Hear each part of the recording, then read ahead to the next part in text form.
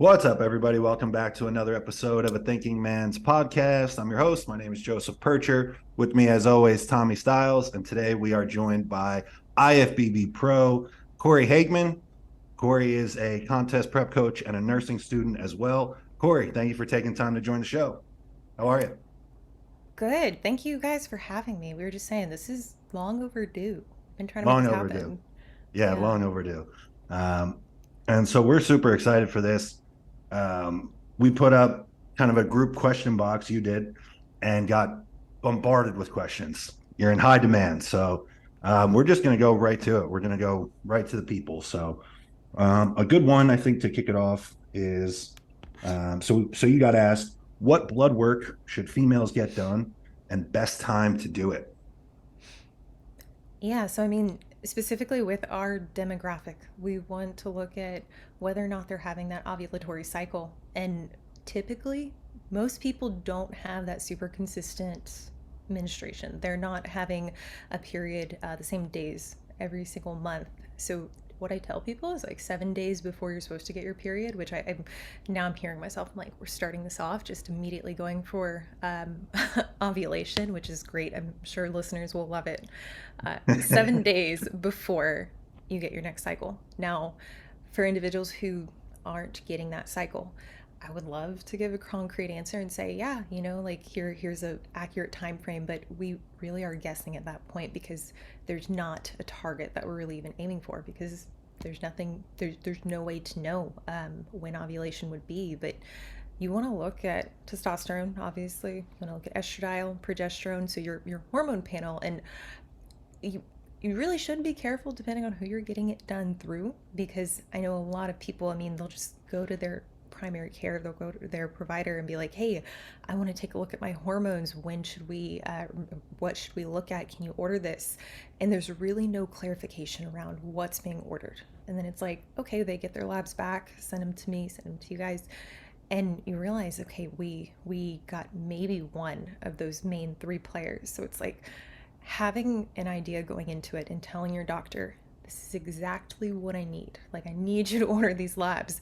I think that can save everyone a lot of time. Personally, I go through life extension, but uh, outside of that, I mean, like you're welcome to communicate with your provider, and they should be able to get it done pretty easily. So, you have your sex hormones on that end. I mean, you can also add on things like DHEA, cortisol, um, prolactin. I mean, the specificity should be warranted. I mean, I think people can oftentimes get um, overwhelmed or even paralyzed by looking at each of these lab values and then thinking, okay, each one really corresponds with a change that needs to be made in my programming, which I kind of know that they're not all weighted equally. So, past sex hormones, then you look at thyroid hormone. So understanding that, hey, our sex hormones, they will have an impact on how our thyroid's functioning. So with thyroid, again, it's kind of the same thing as you can easily go to your provider and tell them, hey, I want to make sure my metabolism is optimal and that I am not running into any metabolic damage. But what does that even mean? What lab values do you need to look at? Really, the big ones I like to look at are TSH and then free T3. And past that, I mean, yes, build that picture. And I mean, if there's a need for antibodies, sure. But I think, especially with clients who are for the first time uncovering, an issue or trying to implement a different kind of corrective regimen, I think just going in and saying, okay, I want every lab value and then I want to understand everyone. I mean, it's a lot of information and it might not necessarily be helpful based on the need. Yeah, out of all that, I do want to go back and make a point because I think it'll be of value to everyone listening. One of the takeaways, like so often, I feel like people, especially if you're going through like just like your family doctor or whatever the case is, people are almost afraid to speak up, it seems like. And it's like, I have to remind clients all the time, like, you have to remember this person works for you. Like, they offer a service. And if they aren't willing to work with you or do the things that you need, you can bring your business elsewhere. Um, and then the same thing with these hormone clinics. I know that you brought that up earlier. We talked a little bit off air. So the people that or the ladies that are set up with hormone clinics, when they come to you or they're working with you, what are some of the things to look out for in terms of gaps in what is needed, or kind of the shortcomings of some of these clinics that you see? Really, it comes down to what the goal is. Why are we going to the clinic? Are you generally trying to optimize whatever it is that you're doing? If that's contest prep, okay, which aspect is that? Fat loss? Is that building? And does your provider have any biases? And I say provider, but I mean whoever you are, your point of contact at the clinic. What bias are they bringing to the table? Are they themselves a bodybuilder? Are they more of a holistic um, professional? And in that case, it's like they're going to give suggestions based on what they hopefully what they know to be the best protocol. But this is going to look very differently depending on their level of experience. And I think oftentimes what I'm finding even in even in nursing school is that, I mean, like, what is taught in the medical fields that not birth control, HRT for women is bad. Like, we are not currently recommending that. That's I not an saw your appropriate. post that they're saying that they've qualified it as unsafe for women. Yeah, yeah. It's pretty interesting to see that that's currently what's being taught. And I mean, there's obviously a large amount of context that's not being discussed there, but when you look from a clinic's perspective, you can see that depending on what your provider has been through themselves, whether they're male or female, whether they themselves have implemented HRT or any of these different compounds, their their recommendations might not always be the safest. And I mean, I strongly encourage people to know going into that kind of conversation where it is even less regulated um, than a primary. I would make sure that you know what you're asking for, what you're looking for. I mean, like, sure, certainly get their advice and see where they would start you. But I think at the end of it, if you don't know what you're really asking, it can lead to a lot of trouble quickly. Yeah, that's same thing. It's like they work for you. Like it should. I almost feel like it's kind of on the client to get with someone like you, Cory, and get a game plan in order ahead of time so that you can bring to them like, hey, this is what I need. Like I don't I almost feel like at a certain point, like seeing how often and how badly I've seen them swing and miss, I almost feel like you just want to take it into your own hands. Like it's your health. You've also hired this expert, this coach that should have your goals and your best interests in mind. And I almost feel like the only way to assure that you're going to get what you really need is to just go in with a game plan and say, this is what I need. Um, I completely agree. I think you were really rolling the dice if you were trusting that this individual is going to know how to help you. When we see this across the board, even with coaching, outside of PEDs, outside of supplementation, the needs for one person to another are going to vary dramatically based on their where they're at, phase dependent, but as well as career dependent. yeah. And risk tolerance and all these other things, right? So how muscular you want to be or what your goals are. Um, so that was a good one in terms of blood work. Now another overwhelming topic that we got asked to ask you about is birth control, right? So Mm-hmm. I guess to get the conversation kind of rolling and just to get your general thoughts that we'll be able to kind of pick from there. Um, in relation to this demographic, as a coach, when you get a female that's wants to be competitive or is entering the competitive space, let's say they're getting ready for contest prep and you see that they are on birth control. I know that's a general term, just birth control. But what role can that play in fat loss? And as a coach, what do you need to be looking out for in regards to how the birth control might be affecting the prep at large? So there are really two ways we can attack this, and I think you'll appreciate this aspect because I know we've talked about this challenge as a coach and off camera. When you have an athlete who is struggling to lose fat, what is the cause? And I mean, like, to what degree is it actually impeding fat loss, like completely preventing it, because there's really only one thing that's going to prevent fat loss, like actually like cease your ability to lose fat, and that's a surplus. Like, I mean, Right. if you like, Right. it sounds so rudimentary, but we oftentimes get lost in improper use of the words around discussing these topics. And I mean, when you look at birth control and its hindrance on fat loss, I mean, like, yeah, it will have a negative impact, but to what degree? And when we start diving into really an athlete's challenges that come with, seeing out their aspirations, if you have someone that, is having this negative impact of birth control, is it 2%? Is it 10%? Is it affecting everything else that they're doing, their nutrition, their recovery, their training? Is it affecting everything like 5 to 10%? Because, yeah, cumulatively, that will play a larger role. And what does that actually translate to in terms of scale weight or in terms of conditioning? So I know, like, I answered that in a really backwards way, but I think it's important, especially for female clients female listeners to understand this, is that will being on birth control actually prevent you from losing fat? No, it won't actually impede fat loss. Will it affect your ability to recover? Yes. Will it affect all of your hormones if you're taking hormonal birth control? Yes. Then when we start to get into the nuance of the different forms, which, I mean, this in itself is a very complex topic, because I mean, there's so many follow-up questions that come with, hey, is my birth control going to have a negative impact on prep, or should I be on birth control? Right. Well, yeah, like, is it hormonal? If it is, it's not the best. It's not the best idea, but frankly, like, there are better options. And, does this individual have any hesitation for deploying some of these better options?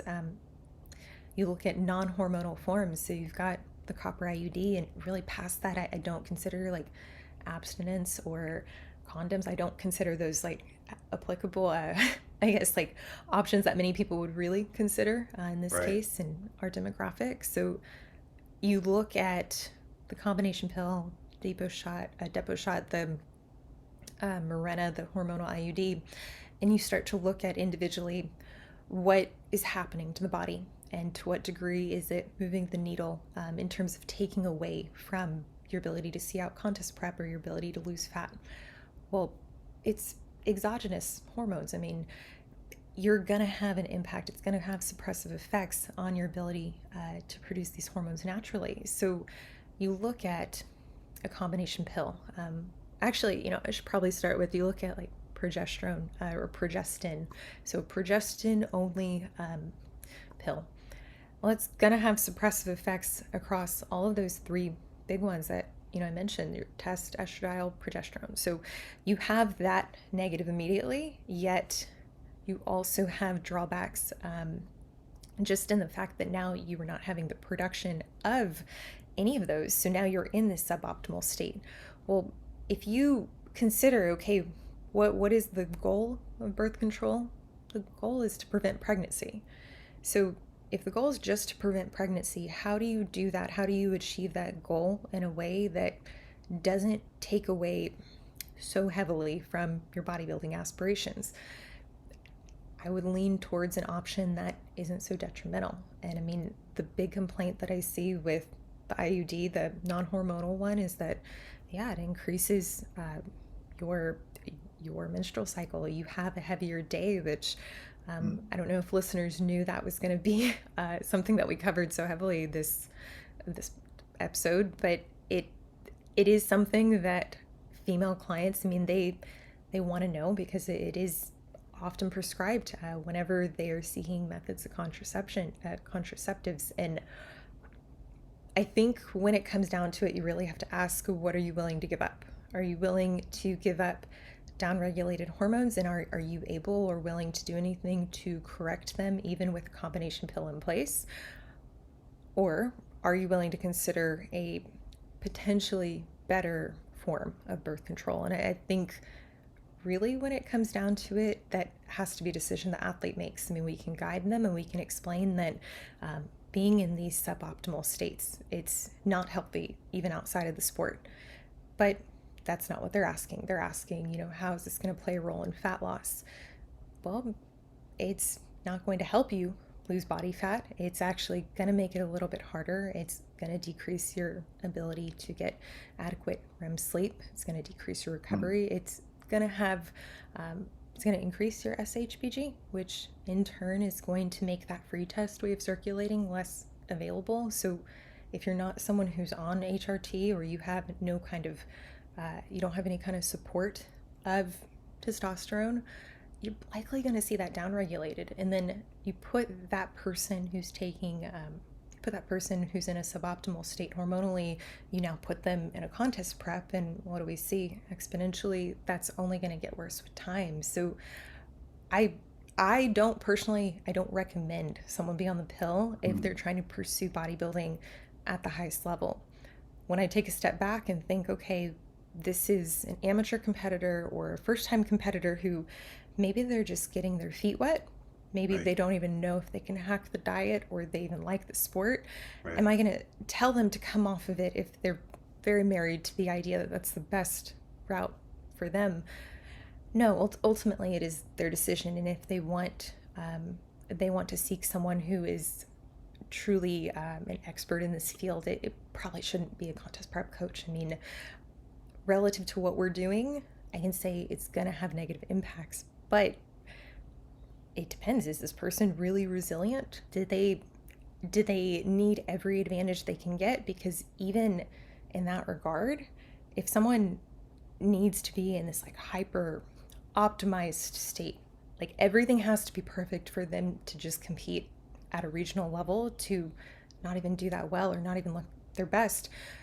I mean, is this the right sport for them? Are they really cut out to do this long term? And I don't know. I think at that point, then it becomes a little more of an ethical argument whether or not to recommend that they come off of it, because ultimately they're doing a sport that is going to cause similar downregulations. It's just a matter of it's seasonally. It's not something they're indefinitely on. Yeah.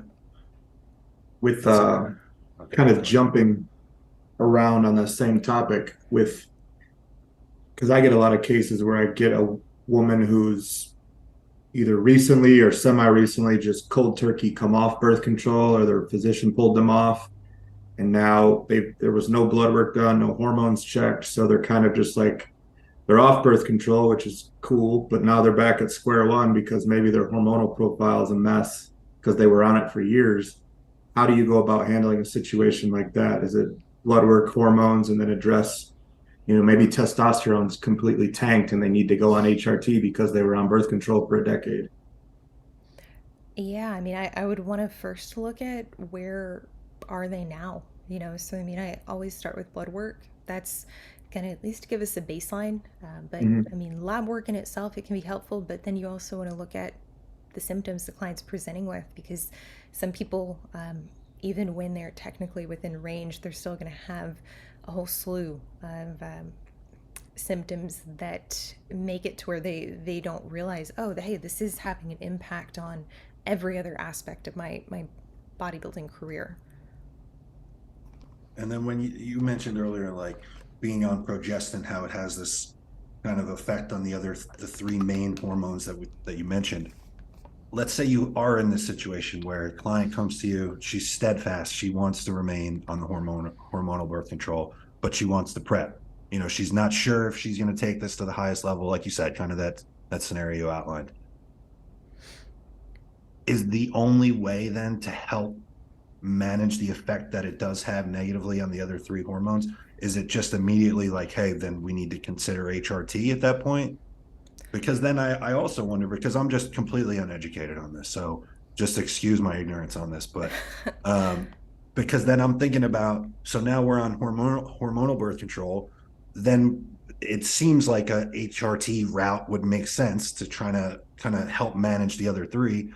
But then also they're, depending on what risk tolerance that person has, there may be other hormones coming into play as well. So with all of this going on, like what's, in that hypothetical scenario as a coach, where do you even begin? I know you mentioned like, hey, let's see bloods, but how would you even going about manage this or talking through it with the client?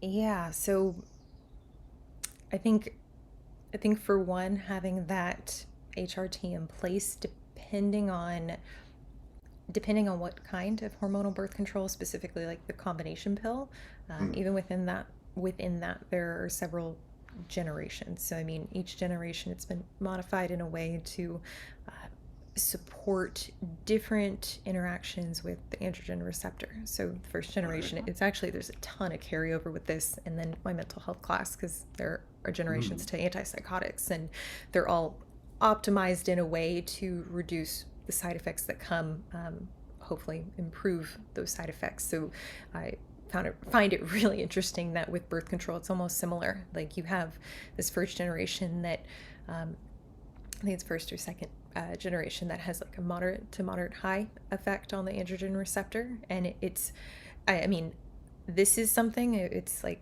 you can get really lost in, I guess, the nuance of, well, what is it doing to the receptor, but then how does that actually play out in terms of what we see, observable changes, and it's like, well, if this athlete is set on a pill that presents with the least side effects in their experience, which I tend to have that if someone's dead set on I want to take a hormonal pill and that's what I'm comfortable with, I respect it.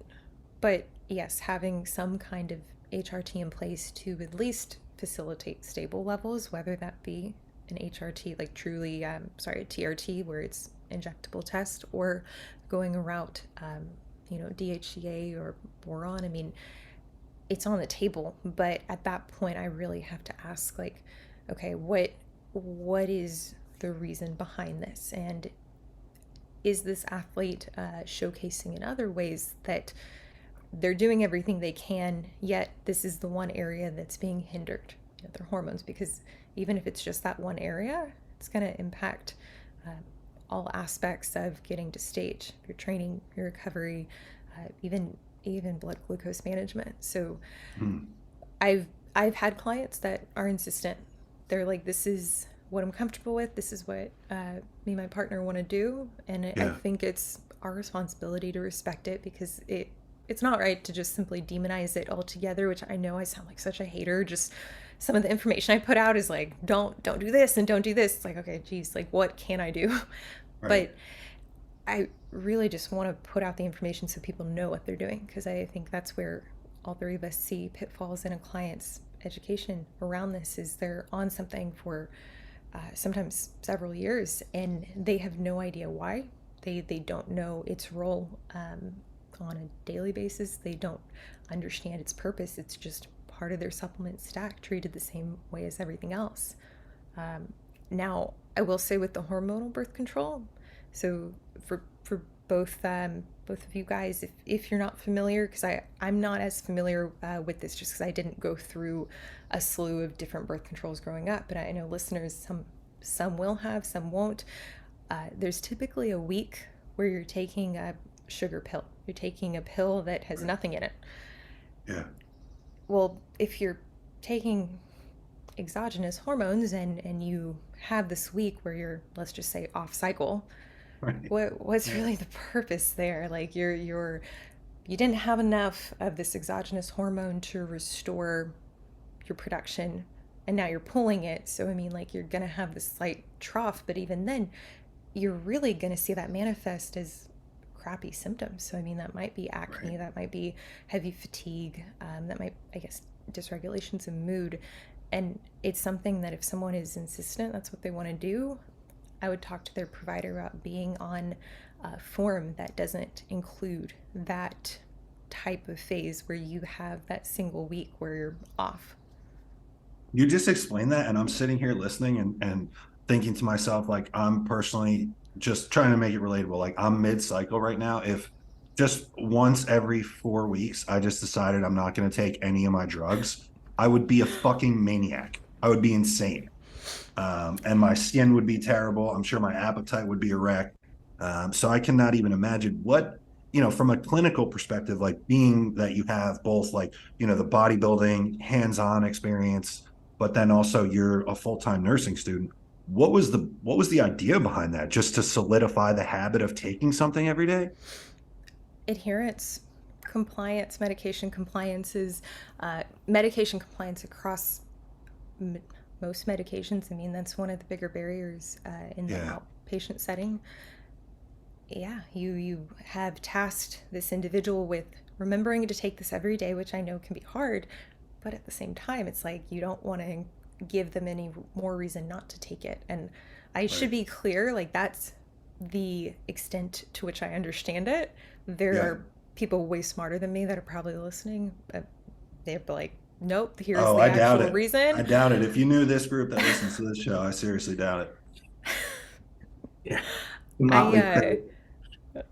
Well, hopefully I'm not missing something at large scale, but I know adherence is something that with Sure. birth control is, I mean, considered one of the bigger barriers for adherence, and then really finding the right one for you, finding the one that produces the least amount of symptoms.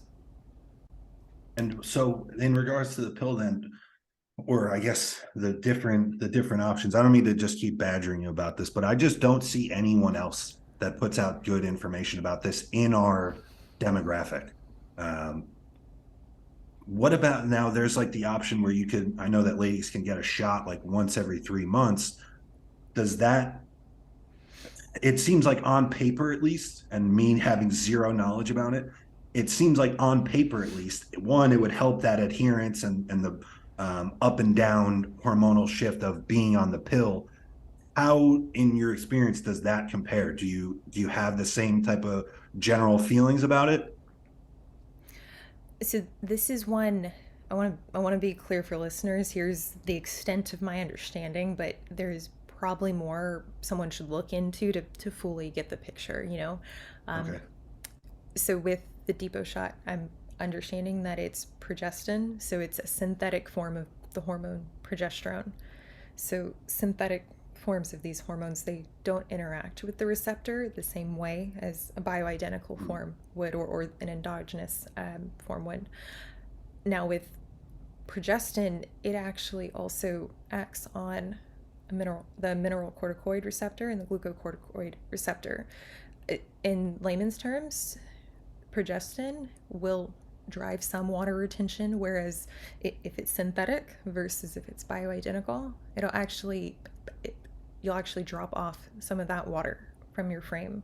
So it's a pretty big difference when you're thinking, hey, like I've got this one route that the goal is to prevent pregnancy with synthetic progesterone, so progestin, and with the depot shot, I'm not fully versed on what that looks like from a pharmacokinetic standpoint. If getting this shot and then not having to get it for another 3 months, I know that there are drugs that are monthly.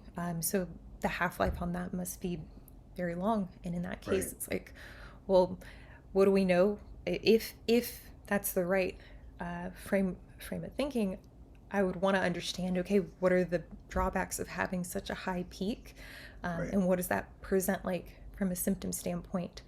Um, Typically, what I guess what is seen with progestin is that, and that's what the shot is, you see that those, I guess, excess androgen like side effects. And I don't mean virilization, I just mean um, there can be a heavy aspect of water retention. And this is one of those things like if you're okay with that and that outweighs the potential barrier of adherence and taking a pill several times, I guess not several times, taking a pill daily, okay, maybe there are women who prefer that. It's surprising because it sounds awful, but there are a lot of women I know who actually, they're like, yeah, like I'll go do it.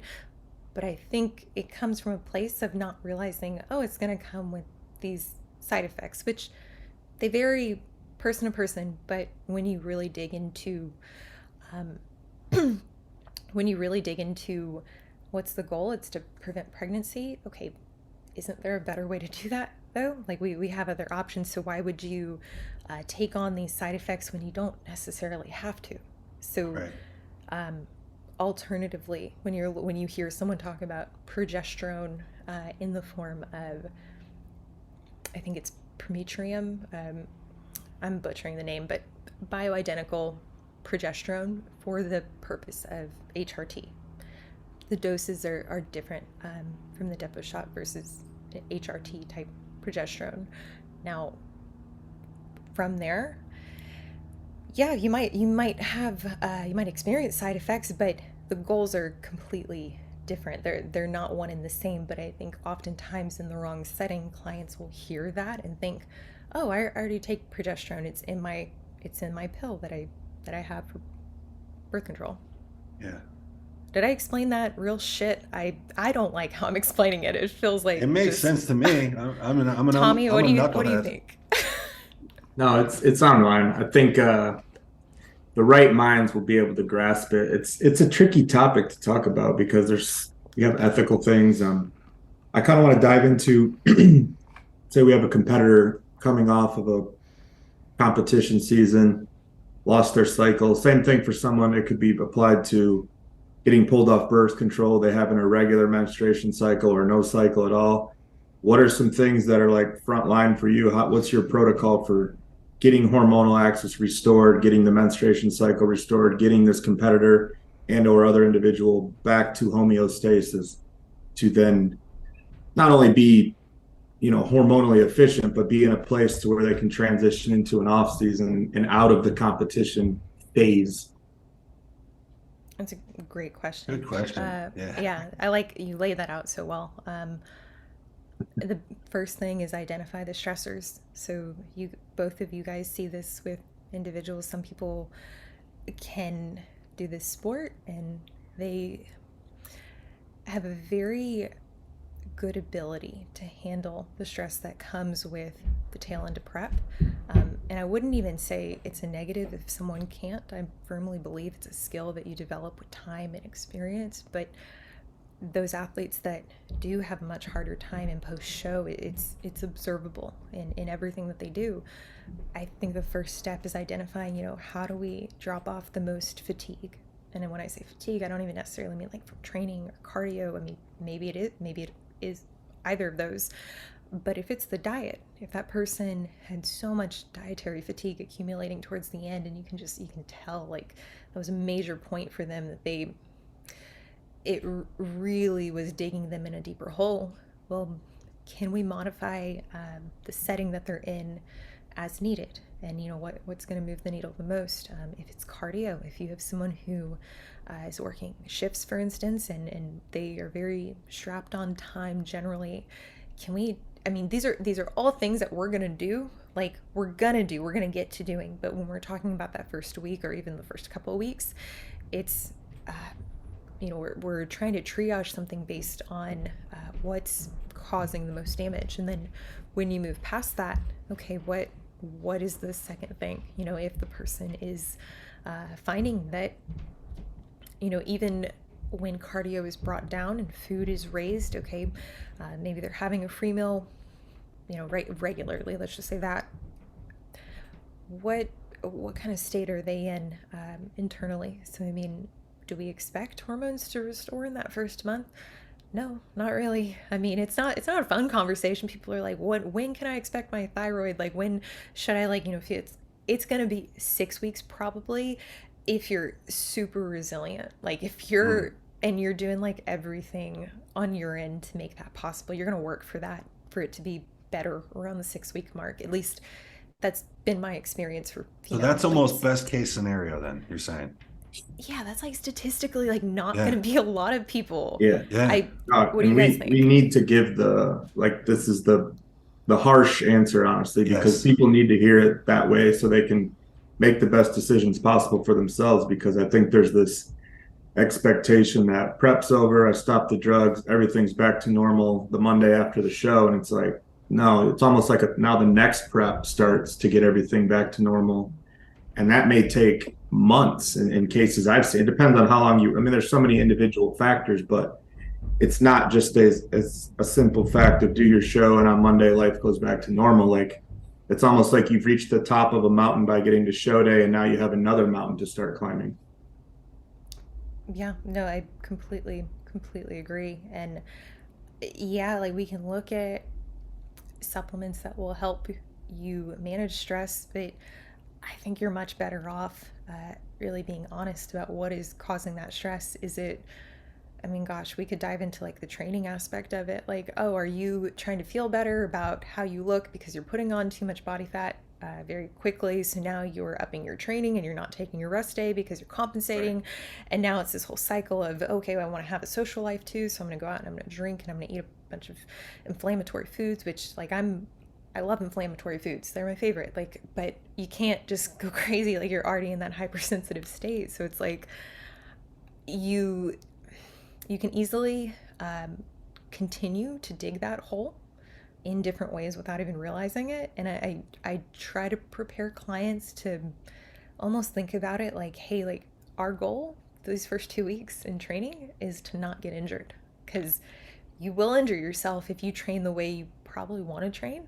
Most people, Right. they want to go hard, and like you're not in a ability where you can handle that. So be a little conservative. I know it sucks. Like stick to your volume, stick to an appropriate volume, take an extra rest day if you need to. I know it seems counterintuitive, but get injured. Now we're talking, you don't have, you lost like a major tool. Like you were Yes. at a severe, yeah, you're at a severe disadvantage. So um, I think once you get to the point where everything is moving better, you're out of that, I want to say, like danger zone, not to sound dramatic, but I kind of consider those first 6 weeks, it's like that's you're at high risk for an injury, or for setting yourself back, creating new adipose sites, driving your hormones down even further. So once you're in that 6 to 8 week, let's just say 10 week mark, I mean that next period, um, okay, let's get some lab work. Let's look at where you're actually at now that body fat's a little bit higher, now that you were less prone to injury. And if you're at a point where things like, I mean, if you were supplementing with exogenous thyroid hormone, I mean, it's not that we should see thyroid perfectly functioning, but we shouldn't see it smashed down. We shouldn't see estradiol at zero. And I guess in the case of a female, and then if you're, doing a PCT, if you're removing that, you should see some kind of change. And as long as that trend is generally moving where we want it to move, okay, we're on the right track. It's when it's not moving in that direction that we got to dig a little deeper and think, okay, well, what modifications, what lifestyle modifications can we make? Is the client being as forthcoming as they need to with what's going on at home, what's going on in the real world? And I mean that. I mean, I'm exhausted just listening to like all of that laid out because it's so complex. Like it's not straightforward at all. It's challenging because it's so individual based. Like you're working with someone's budget for getting blood work, and getting, a set of panels. I mean, unless you have a provide, like I find that 1 out of 10 clients is lucky enough to have a provider who will let them get whatever they want and not make it an insurance battle and send them to an endocrinologist and make it this big long game of appointment after appointment. Because at some point that stuff becomes stressful. And then we as coaches are putting more stress on our clients by asking them for this blood work. When in my mind, it's like, I want to get my blood. When I want something, I want it now. So I can go through a clinic, I can get my blood work and have my results in 7 days. Done. What's the cost? That's not real world for everyone based off their budget. So that becomes a factor. You nailed it with the reverse. The what you put in your mouth not only affects stress on the body, but it affects your mental.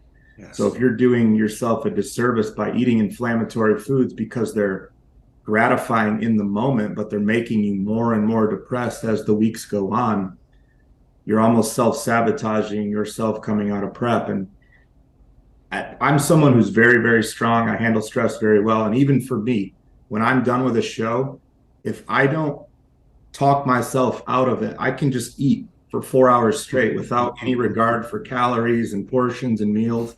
I can just graze like a cow. And I think a lot of people can do that. And you have to really, really, really be diligent about what you're doing and almost like make yourself stay busy and stay away from food, because everyone's in that period where they just want to, it's Thanksgiving Day for the next 2 months. Spot on. Yeah. I I think finding that balance, being able to calibrate some degree of restriction as necessitated, yes, have that in place. And then for those type A clients, being able to know when you as the coach, you have to push them to be like, hey, like you're you were still generating stress, being hyper focused on that prep diet. There's a reason we need to bring food up. And like, I mean, I'm a firm believer in SECO, like calories in, calories out. So I mean, hey, you want to do it with clean food? Yes. Like if someone's insistent, like, hey, they don't want to do the cheat meal, they don't want to have, uh, just a bunch of, I just want to say trash food. People know what I mean. Food lacking micronutrient value. If someone is reserved, that's okay. There are still ways to do exactly what you're describing, while dropping off some of that dietary fatigue and being able to recognize those type A clients who need that cue because they're not going to give it to them themselves. They're so resistant on the idea of uh, loosening up the reins. And I think really you can often get lost with those clients when you have someone who works so hard in prep and then transitioning them out of that, and reminding them like, hey, to do prep well next time, you can't just grind at 120% from now until your next prep. There's a way to put forth max effort. It just might look a little bit differently, and knowing how much leash really you can give them. There's such a Yeah. value too in that, in sticking with a coach throughout. There's, I think, just hearing you talk through that scenario where there's a woman that has gone through a prep, probably a pretty tough prep, both physically, psychologically. They've lost their period. Those ladies are more vulnerable than anyone, it sounds like, to possibly losing it post show, like going off the rails. And I don't mean that as a knock or a gender thing. It's just there's so much going on. It's so complex that it seems like a wild thing to try to take on by yourself. So long story short, stay with Cory after the show. Don't think you can do this on your own. I I appreciate it. I do. I mean, I think I've shared with you multiple times. Tommy, I don't think I definitely have not shared with you. Is I have always struggled with post show on the emotional side and regaining body fat too quickly, from the aspect of knowing that previously I've been overly restrictive, and I've had shows where I was that person who refused to push food up and tried to hold on to that conditioning, and calibrating to find that balance of like, here's what's appropriate. I mean, doing that on your own, like, it's hard enough to do it with a coach, but then Right. when you're the coach, like that, it's just very unlikely you're going to be able to do it successfully without a lot of unnecessary stress and headache. Yeah, yeah, absolutely. Um, I have a topic that we have you on the show and we must address, because even with my limited visibility and experience helping ladies that are on PEDs, I consistently see and hear what I consider, from what I know, absolutely insane um, cycle durations. I think is the biggest one, not even more so the dosages. Um, but I've spoken to girls that have competed in bikini. They have a coach. They used Anavar for 12 weeks during the prep and then stayed on it another 8 or 10 after the prep. Correct me if I'm wrong. That sounds wild to me. And in your experience, what should ladies be looking at if they are working with someone, or doing it on their own, whatever the case is? What should ladies be looking at for cycle durations? I mean, really, upper end is 8 weeks. I mean, Right. you can make a justification for longer, but I Sure. would want the justification to be there. And I mean, I also want it to be there for 6 weeks too. Right. I think guiding the athlete that way and making them realize, like, it doesn't matter if it's your first cycle or if you're getting ready for a national show or it's a pro show, like, there needs to be an indication. So there needs to be a reason we're doing this, a case use. And when you have these super, I would say, low cycles, 2.5, 5 milligrams of Anavar that just go indefinitely. I mean, that's how you get the athlete who they have virilized. It's observable, so you can either Right. hear it in their voice. I hate using like acne as a side effect of virilization because it's so variable in person, you know.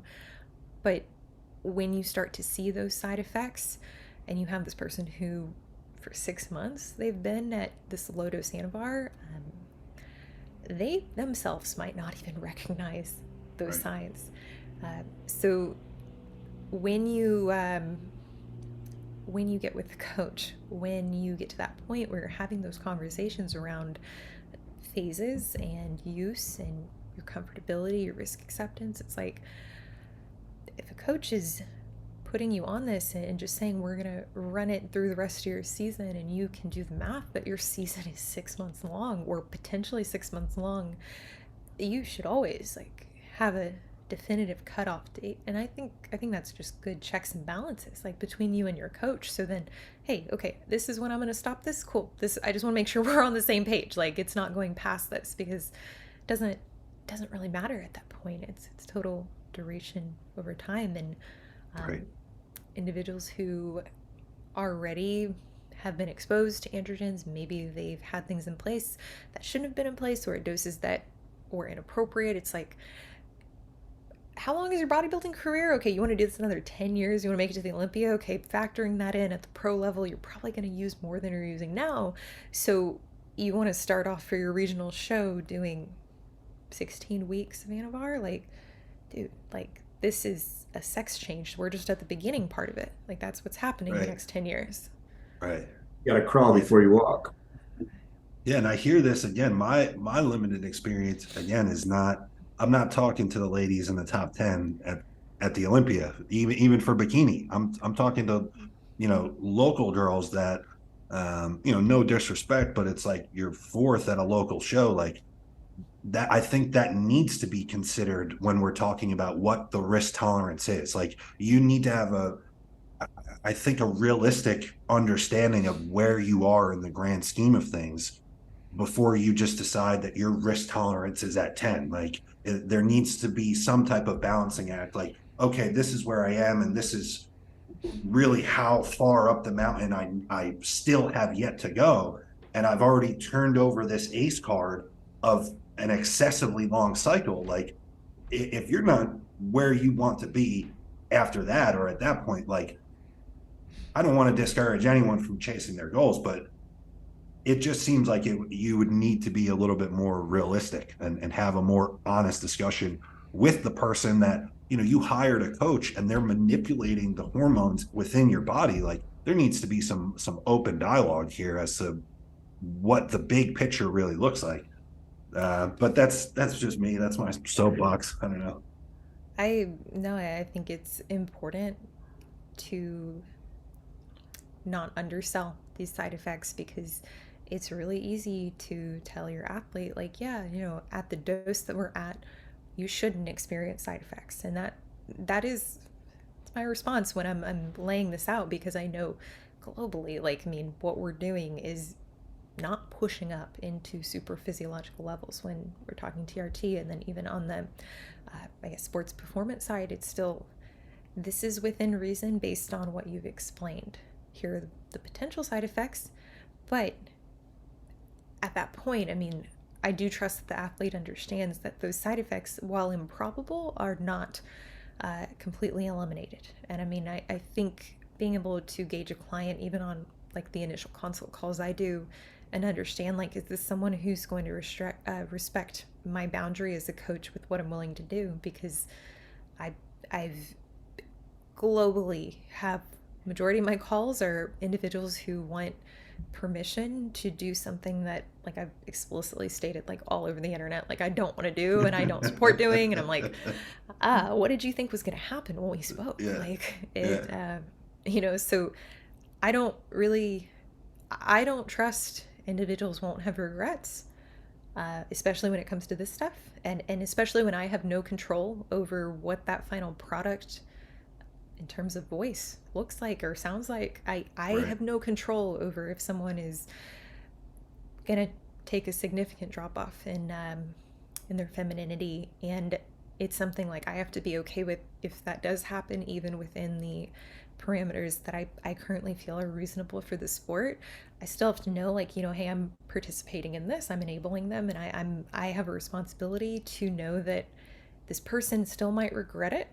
And if I can prevent even going down that road, or even putting them in that position where they do think that I was too aggressive, hey, let's just solve the problem before it even becomes one. Like, you want to use a higher load than I'm comfortable with, okay, then I can't guide you towards this, because I have a feeling that you're going to feel differently when the show is over, when things start Right. to wear off. It's a How do good you handle warning. That's a someone great that's, message. That's kind of what I was hoping to get. Go yeah, ahead, Tommy. you have someone that's, because this is, I feel like for whatever reason, the gold standard for Anavar is like 20. Everyone starts out on 20 if they're misguided for whatever reason. Just 20 is Yeah. the number I always hear. It could be from a girl who doesn't even compete. She's like, I tried some Anavar, took 20 milligrams Right. I for, took a low dose of 20 milligrams a day. And yeah, you're like, just a pre-workout, whatever. Um, and they now in their head have that like 20 is the minimum. That's the least I can take. And then they come to a Mm. coach that's going to back them down, maybe improve some of their other variables, their training, their adherence to a diet, their ability to do yes. cardio and manage all these other factors. Does working with that, the psyche of that person change, because you have to almost like get them to bend on the idea that they can now make progress with less than 20, but also they're not going to feel like they did on 20. So that it becomes a mental mind fuck, in a sense of like, once you've experienced a high dose, even if you were lucky enough not to get issues, it doesn't mean you can just ride at that number year after year after year, because I've seen this. You can see it in a girl. I've watched several over the years where like they might get one prep, two prep, three preps over the course of maybe, I don't know, 18 to 27 months. And they put on a lot. They make 10 years of progress in 3 years. And then they hit that wall where their body just stops responding and a whole cascade of issues start. So does that client become challenging, just in the sense of I have to mentally undo all of the things this person thinks, because whether it was their own doing or someone or a coach told them, they started on 20 of Anavar, ran it for 6 months and made, 2 years of progress in 6 months. Because real Anavar works. Let's not Yeah. beat around the bush. It will work very well, but it might work too well too. Yeah. My first exposure to anabolics was 2.5, and I was very pleased because it was real Anavar. It was Yeah. effective. There isn't really a question when you know you're taking something, when you have something like Anavar, where when you take it, you can feel it in your training that same day. So don't really have to wait. And I have had an athlete who I've had a few athletes, but there's one that comes to mind where she actually was taking testosterone at 30 milligrams a week. And that was interesting to approach her, and the personality profile of her saying, I like how strong I am, and she valued her strength, she valued her performance, but her test was it's like 480. It's like, hey, like, this is only ending one way. It's either sooner or later, especially if you keep doing the things that you've been doing at this point. So explaining to her, I'm not comfortable. I'm not comfortable your test being this high. You knowing that the virilization is gonna set in, and it already had. Yet I think there was a lot of denial that she was experiencing around it. Uh, the missed data points around, like, hey, like, I don't necessarily have clients send me like their voice pitch analyzer. I don't have them send me pictures that they're taking to monitor for side effects, but it is something, like, when someone's on cycle, I do communicate on in some way. Now for her, I could tell there was um, what's it called, just non-compliance around, but non-compliance, but she was omitting things intentionally, and it was like, Hmm. well, this kind of tells me what I need to know. You don't really trust that I have your best interest at heart. You do want to do what you want to do, and I can't really stop you. Like, that's where my limitations are.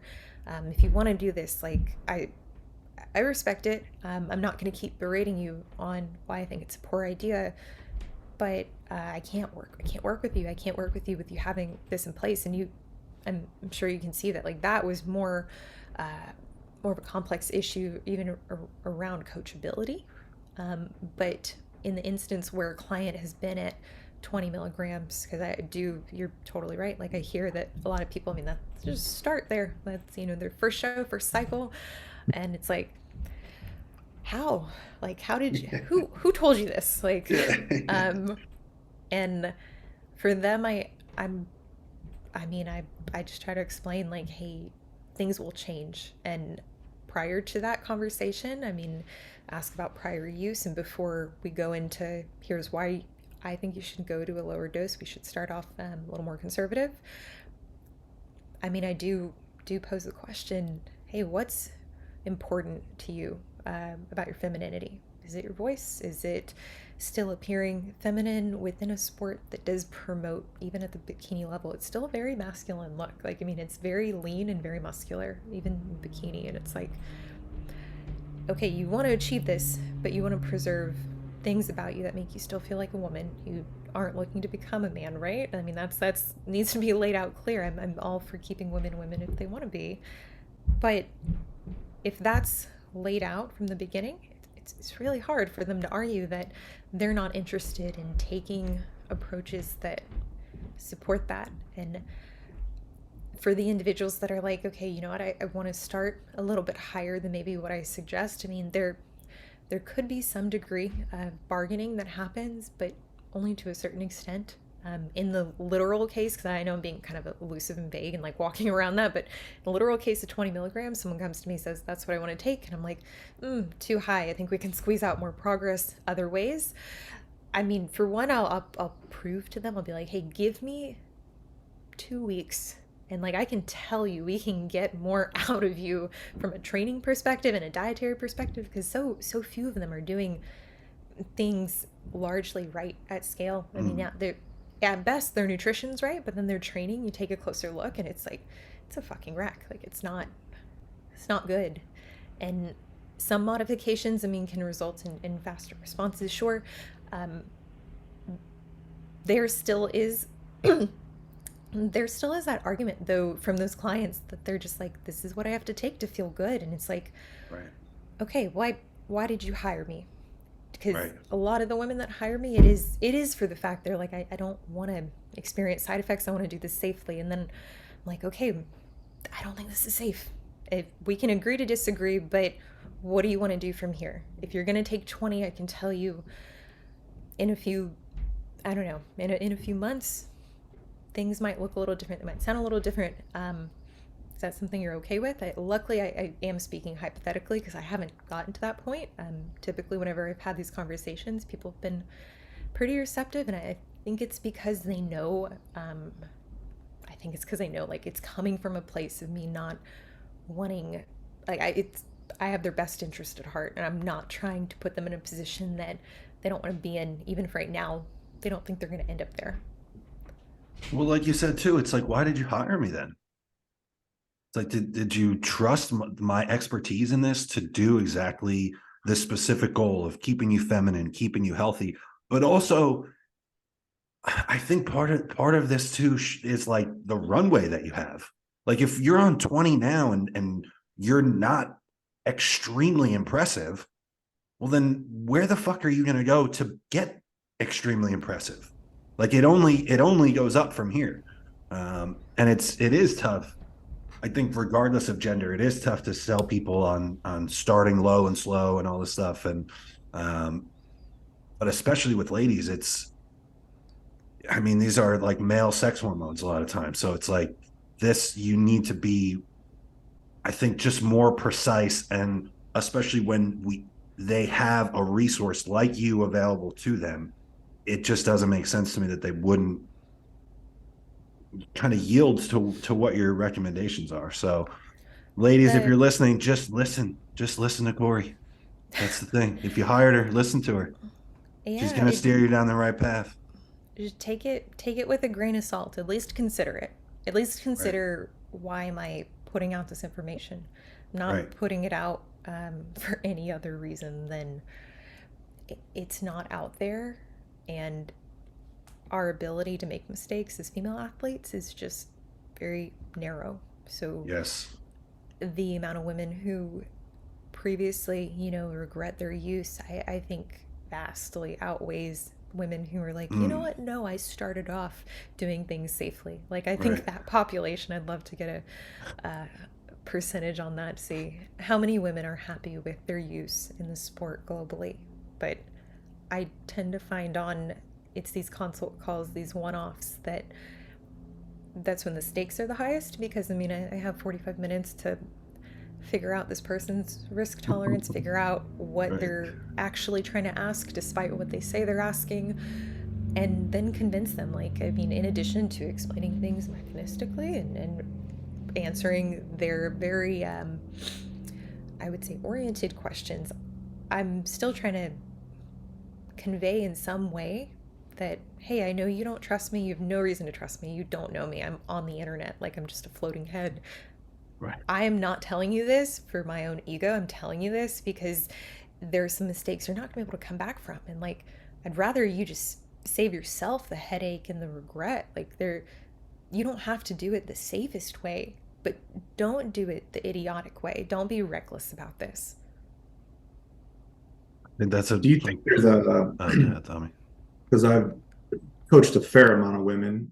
I don't think I've had the same exposure as you just because of all the content you put out. But would you say it's not as skewed man to woman as far as like, I think a lot of men want to like run and gun and push the dose.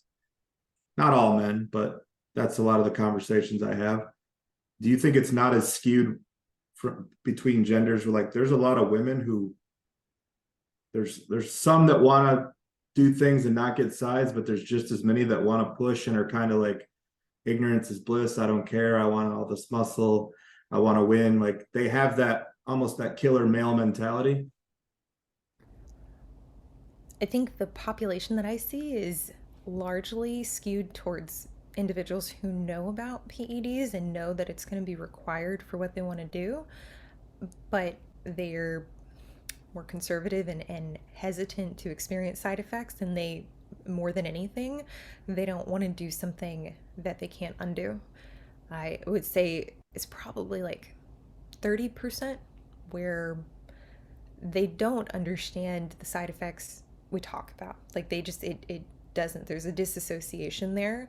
So they hear their girlfriend talk about using being on cycle and the benefits, but they kind of block out all the negatives, and they convolute what side effects actually are. So they, I wouldn't even say, are risk averse. They're just naive. And then there's a small selection of the women I get, because I coach a large majority of bikini. I coach some wellness. I don't really coach a lot of figure and physique. I don't think I attract that demographic. I have some that I've worked with. I when I lay it out, hey, for your division, here's what you need to do, but you also want to minimize side effects. This is what that looks like. Here's how we do both. And it's not really conducive with you being on the Olympia stage. And Mm. and I'd rather tell them that when they're 26 or 27 than, I don't know, keep moving the carrot and kind of, oh yeah, no, you're almost there. You just need another year-long off season. You just need 4 years off stage to maybe reach, a fraction of what these girls are. It's like, give them the opportunity to recognize what they're doing, and recognize what needs to be done in order to be successful. But the women, that specifically want to push up and add things in, I think, at least who I work with, it comes from a place of not really understanding the framework around, hey, we've got a certain amount of cycles I would say are reasonable for you to do in a year. And you haven't been able to demonstrate like really good adherence either in training or checking in or dietary. And I mean, we got to clean up the house before we just start adding things in. Hmm. Wow, I like that. It's a good analogy. Yeah, I like that. I think that might be a good spot to end it, honestly, because I feel like we could interview Cory all day, and I know how crazy your schedule is, how tight it is. So I want to be respectful of that. Um, and also, it could prompt people listening to this that they should just come and hire you, or at the minimum, come get a consult with you. Um, so where can people reach you? Where can people find you? And are you taking clients? Like, what's the shameless plug pitch here? Let's hear it. You can find me at Cory underscore fit or just Cory fit on Instagram, YouTube, and Patreon. I, I'm taking clients, yes, but it's on a very select basis. So anyone who's booked a call with me knows that for coaching clients, like we do a little bit of an interview first before, like you can't pay, like you can't buy coaching beforehand. Yeah. We gotta talk, and for individuals who are just looking for more of like a one-off, like one-time assistance, whether you have a coach or not, I do offer one-time consultations, which you can also access through the link in my bio.